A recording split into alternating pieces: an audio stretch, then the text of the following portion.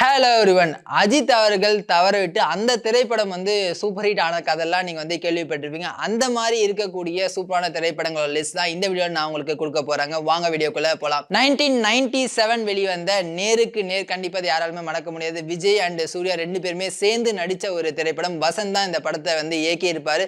ஒரு சூப்பரான ஃபிலிம் அப்படின்னே சொல்லலாம். கமர்ஷியலி இந்த படம் சக்சஸ் ஆகலனா கூட ஒரு நல்ல ஒரு பேரை விஜய் அவர்களுக்கும் சரி, சூர்யா அவர்களுக்கும் சரி பெற்று தந்துச்சு அப்படின்னு தாங்க சொல்லலாம். இல்ல சூர்யா நடிக்கிற அந்த கேரக்டர் இல்லையா, அதுதான் ஃபர்ஸ்ட் அஜித் சாருக்கு போச்சு. பட் அப்போ அஜித் சாருடைய அந்த டேட் இஷ்யூனால, ஏன்னா அப்போ அவர் வளர்ந்து வர ஹீரோ நிறைய திரைப்படங்களை நடிச்சிட்டு இருந்தாரு.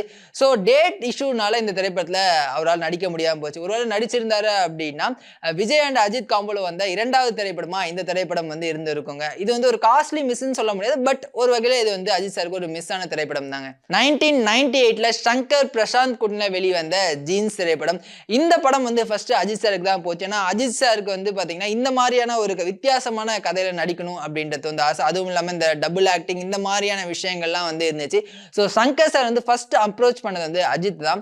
பட் அந்த டைம்ல ஐஸ்வர்யா ராய் இந்த படத்துல நடிச்சிருந்தாங்க. அவங்களோட டேட்டும் அஜித் சாரோட டேட்டும் ஒரே நேரத்தில் கிடைக்காதனால இந்த படத்துல அஜித் சாரால் நடிக்க முடியாம போச்சு. அதன் பிறகு பிரசாந்த் அவர்கள் நடிச்சிருந்தாங்க.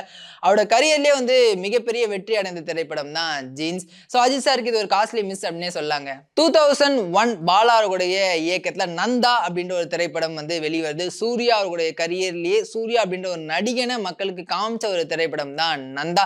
இதுவுமே ஃபர்ஸ்ட் அஜித் சாருக்கு தான் போச்சு. பட் சில ரீசன்ஸ்னால அவரால் அதை பண்ண முடியல. என்ன மாதிரி ரீசன்ஸ் தான், ஏன்னா அப்போ அந்த சாக்லேட் பாய் அந்த ஒரு பிம்பத் தான் அஜித் சார் இருந்தாரு. இது ஃபுல்லா அப்படியே கான்ட்ராஸ்டா ஒரு ரக்குடான ஒரு கேரக்டர்.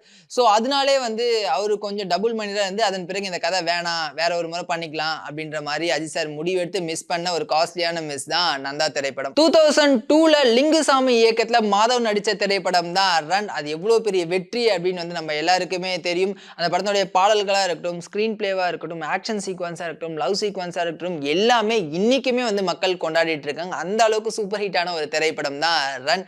பட் அந்த கதை ஃபர்ஸ்ட் அஜித் சாருக்கு தான் போயிருக்கு. பட் அஜித் சாரோட பாயிண்ட் ஆஃப் வியூல எனக்கு இந்த படத்துல பெருசா ஸ்கோப் இல்லாத மாதிரி தெரியுது அப்படின்ற மாதிரி லிங்குசாமி சார்கிட்ட சொல்லியிருக்காருங்க. ஏதாச்சும் சின்ன ஆல்ட்ரேஷன் பண்ண முடியுமா, எனக்கு இன்னும் மாஸ் எலமெண்ட் அதிகமா இருக்கக்கூடிய ஒரு ஸ்கிரீன் பிளேவை கொண்டு வந்தீங்கன்னா நம்ம திரைப்படத்தை பண்ணலாம் அப்படின்ற மாதிரி சொல்லியிருக்காரு. பட் லிங்குசாமி சார் இதுதான் கரெக்டான திரைக்கதை, இந்த மீட்டை தான் கரெக்டா இருக்கும் அப்படின்னு சொல்ல வர, சரி நம்ம வேற ஒரு படத்தை மீட் பண்ணிக்கலாம் அப்படின்ட்டு அஜித் சார் அந்த வாய்ப்பை மிஸ் பண்ணிட்டாரு. ஒருவேளை அவர் அந்த திரைப்படத்தை நடிச்சிருந்தாரு அப்படின்னா அஜித்தோடைய கமர்ஷியல் ஜோன்ல டாப்பா அந்த திரைப்படம் இருந்திருக்கும். 2003ல ஜிவிஎம் அவருடைய இயக்கத்துல சூர்யா நடிச்ச திரைப்படம் தான் காக்கா காக்கா. ஒரு போலீஸ்னா எப்படி இருக்கணும் அப்படின்ற ஒரு கிராமர், ஒரு டெக்ஸ்ட் புக்கா இன்னைக்கு வரைக்குமே அந்த திரைப்படம் இருந்துட்டு இருக்குங்க. அந்த திரைப்படத்துல சூர்யா ஜோதிகா காம்போவா இருக்கட்டும், சாங்ஸா இருக்கட்டும், எல்லாமே வேற லெவல் ஹிட். இந்த திரைப்படத்தையும் அஜித் சார் ரிஜெக்ட் பண்ணியிருக்காரு. என்னன்றதுக்கான ரீசன் நமக்கு சரியா தெரியல. பட் அஜித் சார் மட்டும் இல்லாம Vikram sir and Madhavan sir 2 பேருமே இந்த கதையை ரிஜெக்ட் பண்ணியிருக்காங்க. அதன் பிறகுதான் இந்த கதை சூர்யா சாருக்கு போகுது. இன்னைக்கு வரைக்குமே சூர்யா அவர்களுடைய மிகப்பெரிய சூப்பரான திரைப்படங்களா காக்கா காக்காவும் ஒண்ணு. ஸோ அஜித் சார் மிஸ் பண்ண ஒரு காஸ்ட்லியான திரைப்படங்களா இதுவும் ஒண்ணு. 2002ல ரிலீஸ் ஆன ஜெமினி திரைப்படம் ஃபர்ஸ்ட் அஜித் சாருக்கு தான் போச்சு. பட் அஜித் சார் ஒத்துக்கிட்டாரு. அந்த படத்துல சில நாள் ஷூட்டிங்கும் கூட போச்சு. But due to some reasons maybe அந்த கிளாஷ், அந்த டேட் கிளாஷ்னால அஜித்னால தொடர்ந்து இந்த திரைப்படத்தை பண்ண முடியல. அதன் பிறகுதான் அது விக்ரமுக்கு போச்சு.